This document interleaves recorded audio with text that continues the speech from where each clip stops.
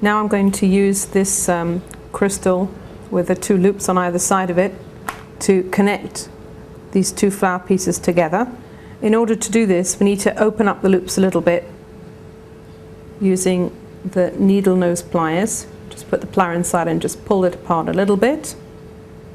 Okay, and then when you have enough space, there's not quite enough space here, we'll open it a little bit more.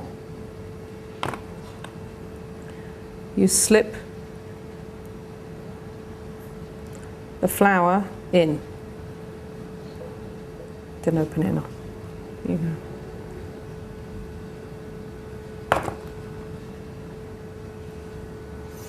And then you take your flat nose pliers, squeeze it closed.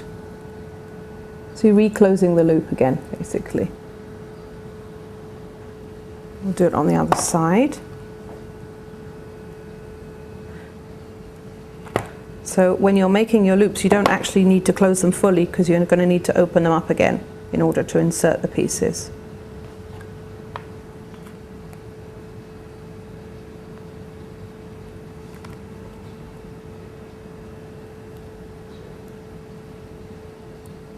Okay, that slots in. Take the pliers, squeeze it. So you don't want the flower pieces falling out, like so.